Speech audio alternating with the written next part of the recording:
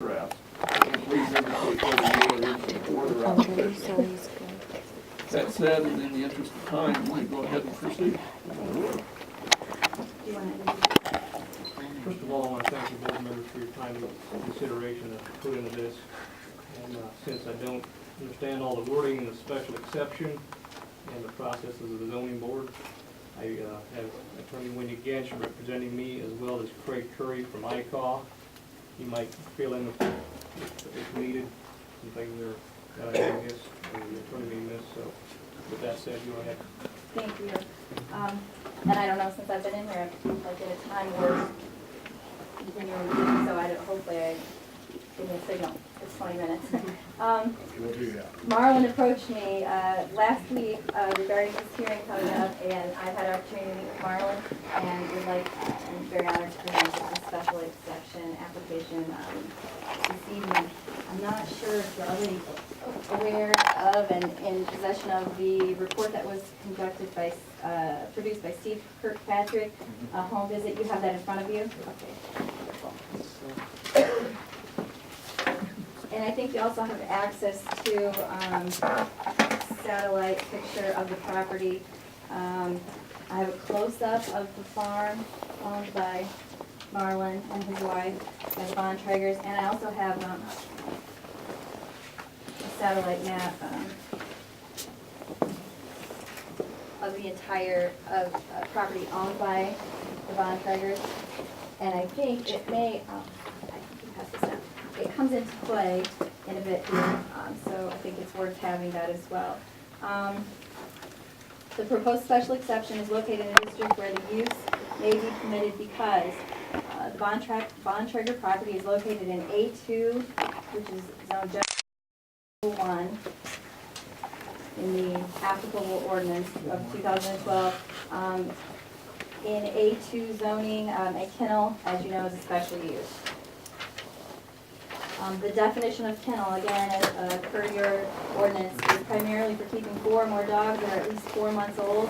And number 2, on which more than 2 dogs or other household domestic animals that are ordinarily kept as pets are kept overnight for boarding, grooming, bred for compensation, or kept for sale.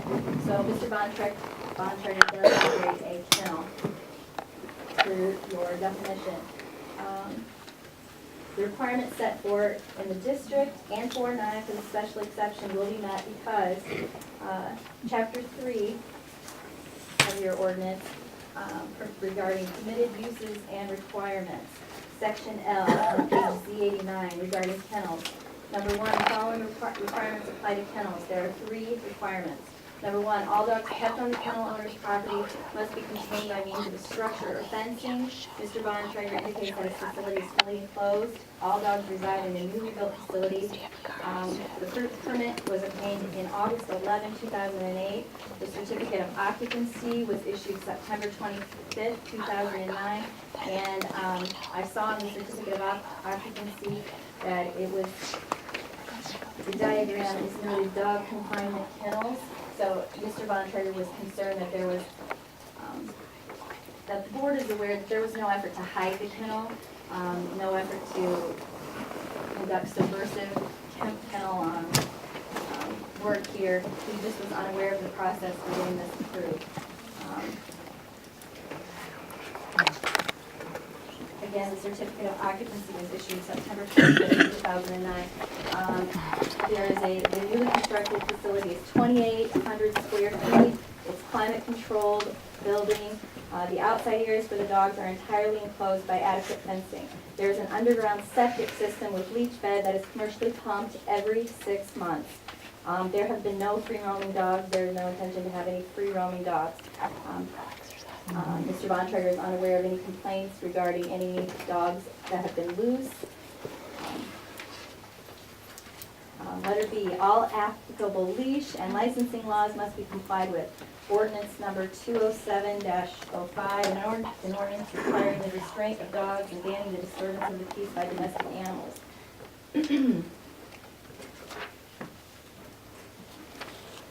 Section 1, restraint. Already spoke to restraint. Mr. Bontrager's dogs have never been at large or offered to the owner's premises as discussed. Section 2, disturbance of the peace. There have been no complaints of disturbance of the peace. that Mr. Bontrager is aware of, that he's made me aware of. In fact, the neighbors, Feifel and Courtright, as he approached to get signatures, what I'll talk about a little later, they live to the south and to the west. On the larger map, they indicated, oh, we had no idea you had a kennel there. They had no idea there was a kennel. Section 3, there have been no offenses reported, so there's been no citations to report at this time. Also, Mr. Bontrager complied with regular stringent inspections conducted by the United States Department of Agriculture.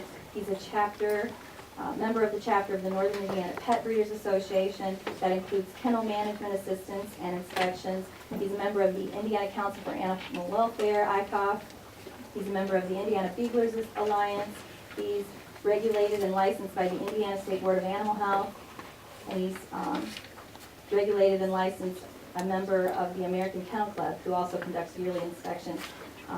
Any of those several of those agencies, I don't want to misspeak, have the ability to, they conduct regular inspections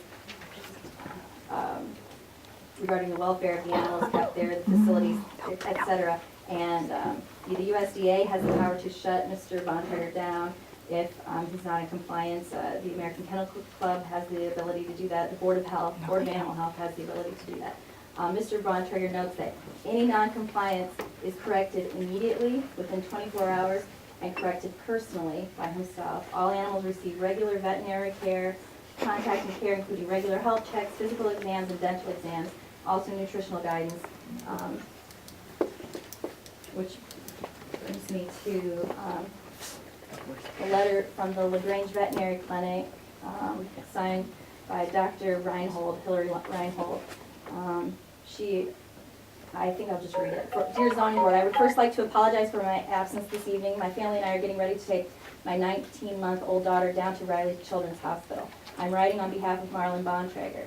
As the attending veterinarian at his professional breeding kennel, I think it is important I express the level of care that really is being provided at Mr. Bontrager's kennel.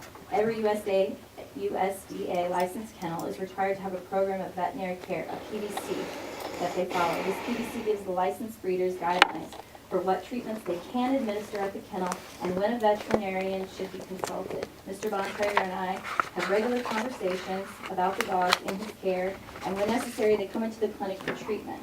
The quality of the dogs being bred in this kennel is also of concern to Mr. Bontrager. We have gone through his kennel to do OFA certifications on his breeding dogs in an effort to eliminate known genetic defects.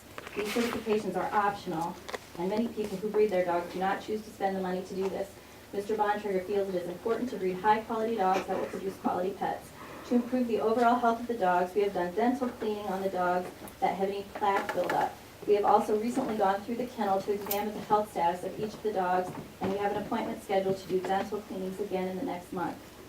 If Mr. Bontrager has made a mistake, it is not writing down all of the care that he does provide for his dogs and the conversations that we have had about their care. Thank you for your time, and if you have any further questions, Mr. Perry can be in contact with me this evening. Sincerely, Hillary Reinhold, DBM.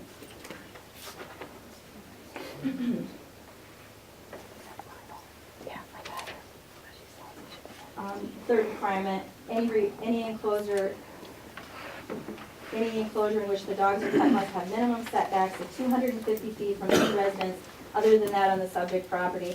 And you can see from the satellite photos that there are no residences within 250 feet. There are additional requirements that the board may take under consideration. Chapter 4, Special Exception Uses, Section 5, minimum distances from residential district or use, special exception uses. Again, the kennel measured from the enclosure in which the animals are kept to any neighboring residence. A kennel may not be located closer than 250 feet to any neighboring residence. And I think I'll read that once, and then I think everybody in the room is aware of it. But in this situation, there are no residences nearer than 250 feet to the kennel where the animals are kept. Chapter 4, Section 6, fences and walls, special exception uses. A kennel must include a totally enclosed fence of sufficient height and sufficient type to contain the animals when not in the building. I think that was already discussed. I don't think there's any problem there. I think there's adequate fencing. Chapter 4, Section 7, screen planting abutting residential use, special exception uses. This requires a tight screen planting of the dimensions given 5 years after installation, protected during all seasons to block the view from abutting existing residential uses. On my read of that, I don't believe there are any abutting existing residential uses. On the eastern property line, it's a field, an agricultural field. Mr. Bontrager did indicate to me that he had planted a screen, he had begun planting a screen anyway, but there is no abutting existing residential use there. And chapter 4, section 8, entrances, special exception uses. There's one entrance right now to the kennel, and there are no sales to the public, so no public traffic should be occurring there. The final requirement, the special exception is consistent with the spirit, purpose, and intent of this ordinance and the comprehensive plan, will not substantially and permanently injure the appropriate use of neighboring property, and will serve the public convenience and welfare because this kennel exists in an agricultural area.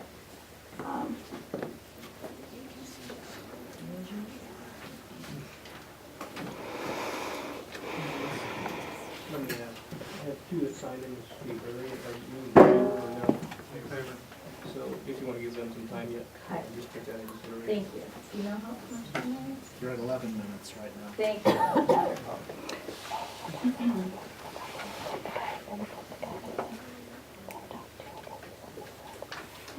Mr. I don't know if the board has this, Mr. Bontrager prepared a letter and he presented it to all of the neighbors. So there are signatures on here from That was